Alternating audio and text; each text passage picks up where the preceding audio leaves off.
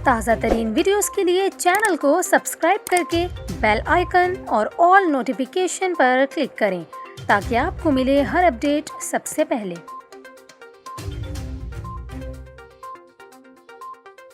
और यहाँ पर आपको खबर दें, महकमा मौसमियात का ये कहना है कि शहर कायद में गर्द आलू तेज़ हवाएं चल रही हैं। जुनूब मगरिब से हवाएं 45 किलोमीटर फ़ी घंटा की रफ्तार से चल रही हैं। महकमा मौसमियात के मुताबिक शहर में 63 किलोमीटर फ़ी घंटा की रफ्तार से झक्कड़ चल सकते हैं।